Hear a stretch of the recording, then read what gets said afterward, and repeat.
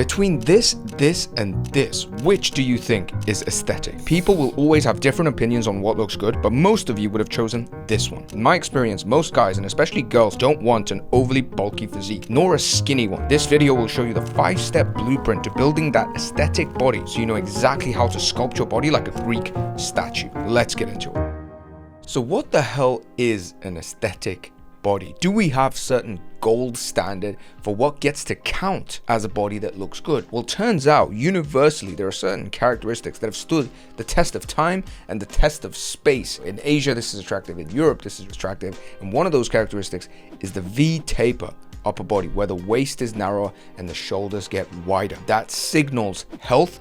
It signals strength, it signals masculinity and virility, and it's like a peacock with big feathers. It's just one of those things that is attractive. Just as we find as men the hips and the waist ratio on a woman to be very attractive, that's one thing. What's the next characteristic of an aesthetic body? It's symmetry. You can find this in works of art, bodies that are appreciated in Asia as well as in the West. And you also want a proportionate body, because if it's out of proportion, it actually almost breaks the rule of symmetry. If you think about having a big upper body and really skinny legs, then if you cut your body in the waist, like the top-down symmetry wouldn't match. So we have some idea of what an aesthetic body looks like with these characteristics. Let's get into the 5-step process of exactly how to build this. The first step is you must have an effective routine that you can stick to. This is so important, and in fact most people fail at this very step. They actually don't have an effective routine. Now, the V-taper in the upper body is created by having developed shoulders and developed back. It's the back muscles, the lats, that make your shoulders sit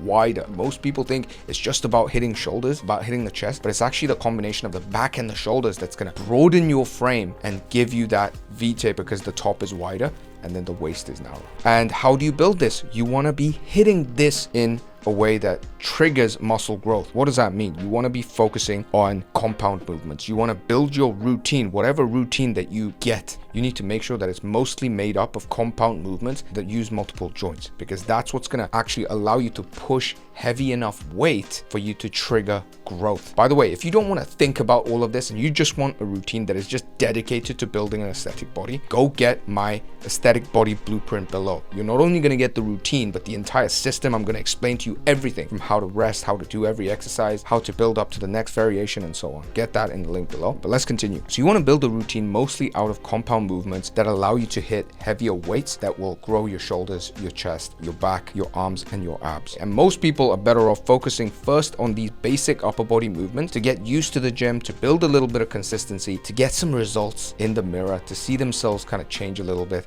and then you can move on to the lower body and build out that lower body proportion. The next thing you want to focus on is the 4 to 10 rep range. This is really the sweet spot. You can go as low as 4, which is very close to like just building strength rather than size. And as you go towards 10 and above, you're building a lot more endurance rather than size. 4 to 10 is that real just golden sweet spot when it comes to training in the gym that allows you to get stronger and build muscle size. And finally, this is a very important point. You want to be training 3 times, maybe 4 times in the gym. 2 to 4 times, I'll say. Some people, really busy people, can train twice. Most people best training 3 times. Some people who really want to do more can go 4 times. That is a tried and tested method that I've seen many people be able to stick to. I've been training 3 times a week for many years now, and because it's only 3 times, I feel like I can stick to it and I can continue with it. That is step 1. You must build an effective routine and stick to it. Next thing, the step 2, is you must train like a pro. This is something that I actually realized once I started coaching people. I thought everybody went through a phase like I did, a gym bro phase, where I was watching all these gym videos, perfecting my form on the bench press to break plateaus, learning about shoulder retraction and bracing. Not everybody is a gym bro. In fact, most people don't know what to do in the gym. They don't watch these videos. So what actually happens is that you go to the gym, you have a routine that's actually good, like the aesthetic body blueprint, and then you go to try and do it and you're doing it all wrong. So I'll be getting messages from people like, oh, oh, I'm kind of stuck here. And I'd be like, can I see a video of you doing it? And when I saw the videos, I was shocked because so many people were just doing the exercises wrong. They were doing lateral raises like this and like this. In the incline bench press, their shoulders were all flaily. In the hanging leg raises, they were swinging back and forth. There's a lot of these mistakes where, first of all, your form is messed up, so there's danger of injury. Second of all, because your form is messed up, you're not actually triggering the right muscles. Third of all, you're not actually hitting the right amount of weight. You're not going heavy enough, or you're going too heavy. You're not pushing yourself hard enough, or you're pushing too much. So the first two things is you gotta be hitting the exercises with the right form. If you have a gym bro friend, if you have a PT, if you watch videos. In fact, the Aesthetic Body Blueprint actually includes form videos so you can watch me do it and get it right. Keep doing it until your form is good, and make sure you're hitting the weight with enough intensity so that you feel genuinely challenged. So this intensity, finding this sweet spot of intensity, which I call 8 out of 10, 9 out of 10 intensity, that leaves you feeling like, wow, that was hard, but you're not exhausted. Finding that intensity is so critical. Now, how do you do that? What I usually say is that if you've got a straight face doing the exercises, if you can keep a straight face, that means you're not training at the right intensity. Especially in the last 2 reps, your face should be like,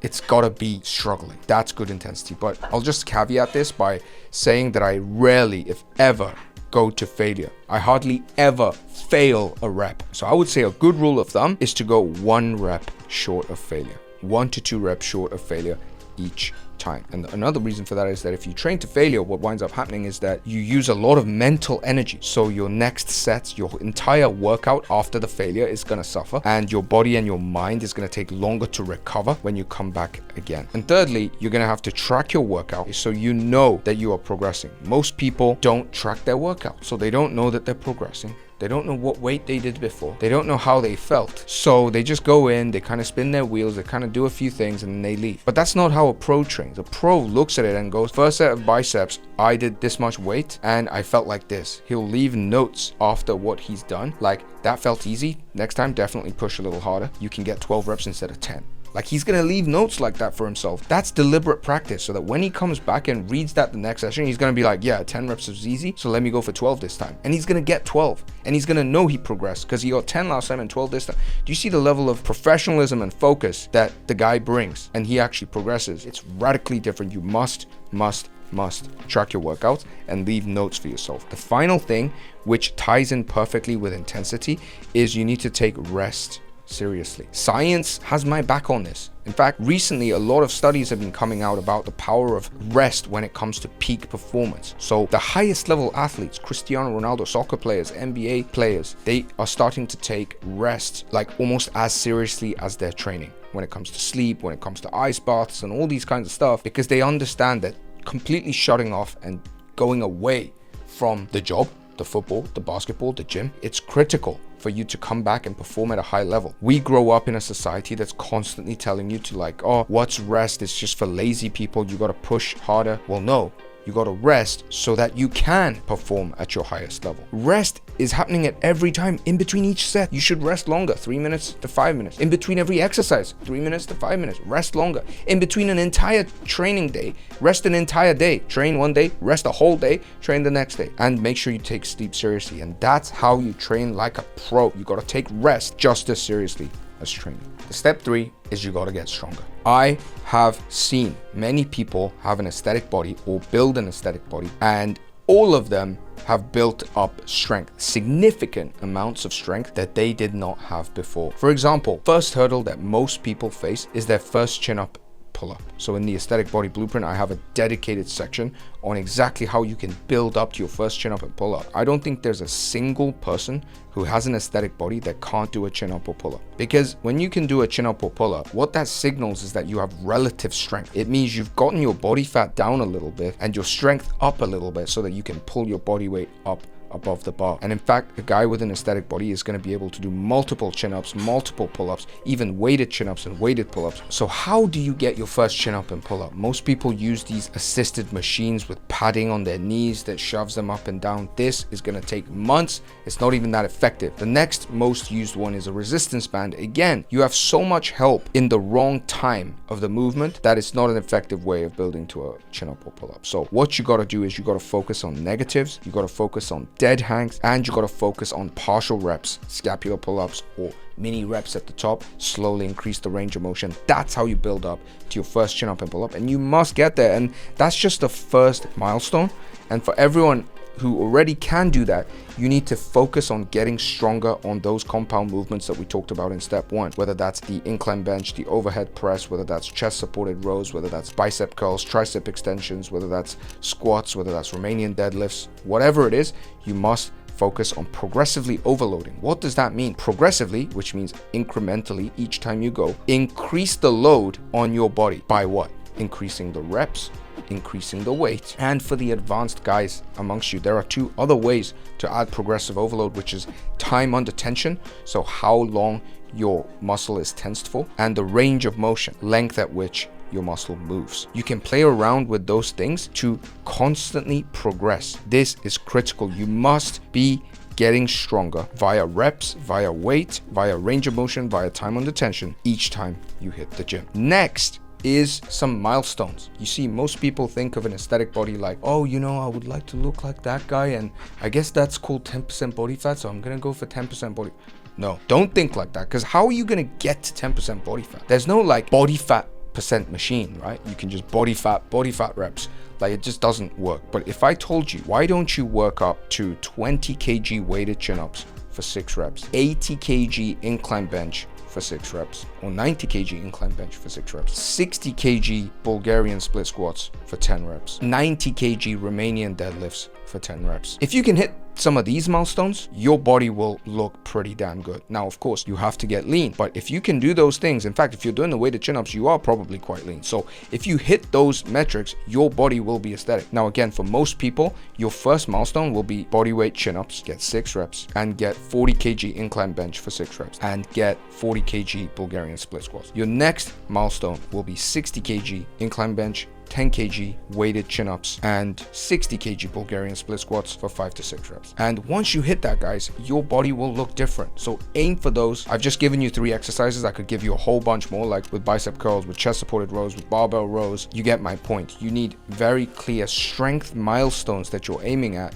so you know exactly what kind of strength and muscle is going to lead to the aesthetic body. And when you have that number, it's like whenever you get closer to it, you know you're getting closer to an aesthetic body. So it becomes much more tangible than this idea of like body fat percentage, where you're like, I don't know if my body fat's changing. You can't measure that as much. Even the things we use to measure it is very inaccurate. So focus on strength milestones. And again, I've put beginner level, intermediate level, advanced level strength milestones in the aesthetic body blueprint, which you can grab below. It's literally what I use to build a body in my YouTube thumbnails, so make sure you check it out. First link in the description. Next, step 4 is getting lean. Again, I haven't seen a guy with an aesthetic body that is not lean. You just have to get down to a certain level of leanness for people to be able to see your muscle. Doesn't matter how big your shoulders are, how big your back is, how big your abs are. If it's covered by layers and layers of fat, it's not going to look aesthetic. Contrarily, if you have just reasonable amount of muscle, not even that much, but you know how to get lean, that's when you look damn good. And to bring it back to the V-taper, it's the leanness that's going to make your waist thinner compared to your shoulders and give you that V-taper aesthetic. I see so many people who spend so much time in the gym, but they look like a tree trunk. It's just straight. So they look like big and bulky and strong, but they look like a strong man. Like, they don't look aesthetic. If you want that kind of lean aesthetic look where clothes just look good, you know, whatever you wear just kind of looks good even if you're not that tall, then you want that V-taper lean aesthetic body. That is what's taught in the aesthetic body blueprint. So go get that. So let's get back onto it. So how do you actually build that lean aesthetic body? I'm gonna give you quick fire 5 things that you've probably heard me say before if you've watched my videos before, but if you apply them, it will make you lean. Okay, number one is walk 10,000 steps a day. If you can't do it right away, build up from 5K, then do 7K, then get up to 10K. Track the steps to make sure you hit 10K steps every day. You can integrate walking with your life. You can listen to podcasts while you do it. I just went on a walk before I even filmed this. It's very, very good. It doesn't cause hunger spikes like other cardio, so make sure you start walking. Next, get 100 grams protein or more per day. Most people hear this phrase like 1 gram per pound of body weight. Oh, I'm 165 pounds. Let me get 165 grams of protein. Have you tried that? Have you tried getting 165 grams of protein when you didn't know about how to get protein before? It's gonna kill you. It's gonna make you feel like, oh my God, how can I do this? It's either gonna like cost too much money, or it's gonna feel like too much chicken breast, too much meat, and you're gonna feel like, okay, I'm gonna do it then. I'm gonna get 3 protein shakes, and you're gonna do it for a week and give up. Don't do that. Just get consistent.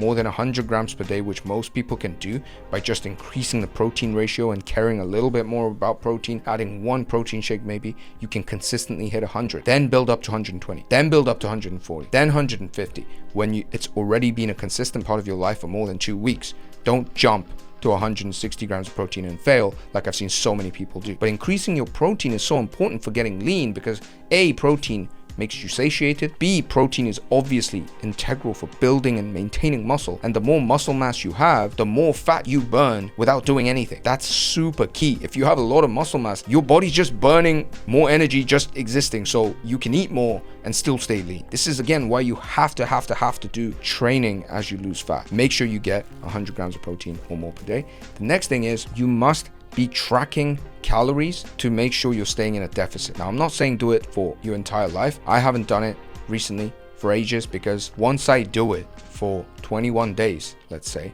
14 days, I know the caloric content of most of the foods I eat. So now I have a ballpark figure. I generally know. I can even now look and just feel how much calories is in it. Is my guess always accurate? No. So even nowadays when I'm trying to lock in, I'll be calculating calories to make sure I stay in a 300 to 400 to 500 calorie deficit, which is the calorie deficit sweet spot. I believe in making one decision to make future decisions easier. If you do the work for 2 weeks, 3 weeks now, that seems hard, that seems robotic, that seems like, oh my God, this is so boring, that's going to stay with you for the rest of your life and allow you to control your weight however way you want. Why wouldn't you take that time? Why aren't you willing to put in that effort for 2 weeks and 3 weeks to get the body that you want? No, seriously, like, why aren't you willing to do that to get the body that you want? If all you have to do is lock in for 3 weeks, just calculate everything like a maniac. Yeah, it's gonna take that. Yeah, it's gonna be boring for a lot of it, but you do it once and you're set for the life. So do it. You don't listen to all these weird gurus saying, you don't need it, no. Those guys track calories before, and then they found a way to feel their way. They went through that. Trust me on this. Next, you want to build systems. You need to have systems in your life that allow you to get protein, that allow you to get steps, that allow you to stay in a deficit. Let me give you some of my systems. How do I walk 10K steps every day? In my calendar, there's an hour just before dinner that says walk. And I always go walking at that time. And it's like anything else that's important. Like you have to show up to work at 8 a.m. or 9 a.m. or 10 a.m., right? Or you have to go to school, or you have to like do this, and then you have that thing and you're like, you just go show up, right? Well, why aren't you doing that for walking? Same thing with workouts. Like you're like, Tuesday feels like a good workout day. Thursday feels like a good workout day. No, just set it in the calendar and show up like you mean it. That's what pros do. Remember, train like a pro. So you got to do that. Just have a system like I do for walking. Put it in your calendar and just go. That gets me about 6,000 to 7,000 steps, an hour of walking, and the rest is filled up by my life, going to the gym, going to jiu-jitsu, going to a cafe to work, and so on. Systems for protein. I have certain restaurants, certain dishes that I love, that I rotate, that I've already calculated protein for. I get frozen chicken breast delivered. Sometimes I have roast chicken. I have this place that I go to for steak. It's just easy. You gotta make it easy by building systems that make things replicable. And I've seen this in all my clients that have got good success. They have systems. Another guy who I coach, he just has a 50 grams protein shake at the end of his day. It's about 500 calories, but it's like the thing he loves. It allows him to stay in a deficit, and he gets a crap load of protein at the end of the day, and he loves it. So that's a totally different system to mine, but he has a system that he can use. If you're wondering, what is this coaching program? What is this coaching community? How do I get in it so that, I can do this whole process with Wanhee helping me every step of the way? Check out Minimalist Training Club. I'll put a link to that as well. Finally, you must measure your weight every morning after you use the bathroom so that you know your calorie calculations, your walking, your training, and all the things that we're talking about is actually moving in the right direction. People don't measure their weight and then they're like, I've been in a deficit, I check my weight and it's gone up. They check their weight like once every 3 weeks. No, you got to measure it every single day and make sure that your other actions are leading to the results you want on the scale. And if you're getting stronger in the gym and the weight is going down, that's how you build a lean and aesthetic body. And step 5 is you must stay focused, patient, and cut out the noise. On this journey, there will be many failures. I'm just gonna say it to you now. I've seen it so many times. You're gonna fail. You're gonna have periods where you give up on the gym for a bit. You might even get injured. You're gonna have periods where you slack on the protein and the steps. You're gonna have periods where you're going well and your weight bounces back up. You're gonna have times when your gym bro friend comes and shows you another routine and you do that for a while. You're gonna try this diet, that diet. This whole thing is part of getting the body that you want. I think everybody that has an aesthetic body, if I think about it, it was never a straight line. They'll have tried a lot of different things and learnt a lot of things from each failure to eventually arrive at it. What you have to do is just never give up, stay focused, stay patient, because everything good takes time. Think about the thing that you're good at, whatever it is, languages, instruments, sports. Genuinely, let me ask you, how long did it take? And if you said 6 months, you're probably not that good unless you're some freak genius. Usually takes 2 years. Okay, so think long term, and if you want to join a group of people that think long term on this fitness journey and you want me to guide you through all the ups and downs, join Minimalist Training Club. But if you just want my system for building that aesthetic body, V-taper body, and all the things that we talked about, then get Aesthetic Body Blueprint, which is the first link below. All right, I hope this video helped you. See you in the next one.